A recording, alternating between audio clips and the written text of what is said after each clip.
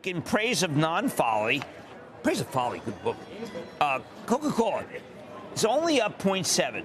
That's a mistake. That was a beautiful quarter. Probably one of the best quarters I've seen. Oh, my God. Organic up 16 is double what the street would want. The guy, James Quincy, is fabulous. And he's not even talking about some of the ancillaries that he's developed.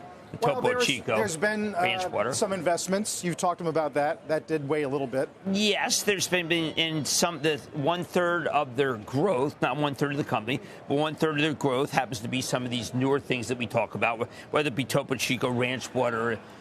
We haven't seen yet the Coke, the Jack and Coke. But I just think if they've got some headwinds, debt ratio is under range, it's well in hand, $10.5 billion free cash flow.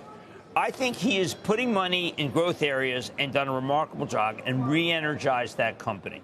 So I want to praise GE. I want to praise Larry Culp, praise James Quincy, praise McDonald's. So I'm not a negative guy here.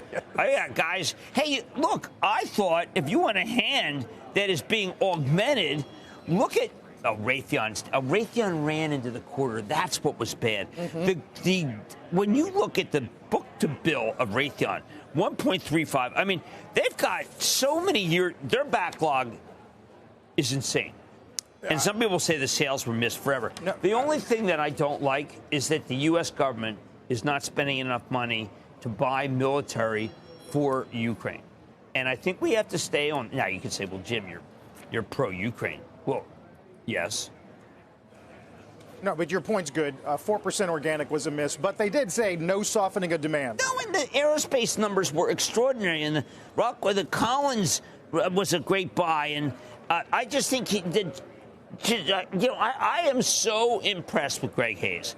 He has done some remarkable thing. Pratt & Whitney's doing well, but what is his biggest problem? It's twofold: supply chain and finding enough engineers. He's got jobs. Listen, people who've been laid off by you West Coast companies.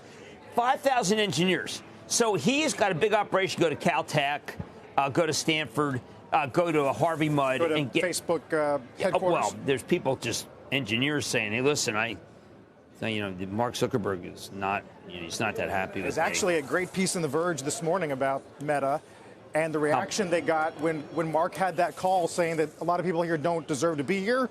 And some workers were like, well, who hired them? Yeah, the culling of the herd. That's like when Starbucks hired a union organizer. Actually, a person. They hired a union organizer in Buffalo. You know what? Shocking. She organized a union.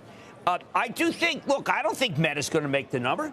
My Chapel says, Meta, look, I'm willing to take the beat. Low double digit. I'm not trying to flip everything. Yeah. I do believe that Mark Zuckerberg will solve the metaverse.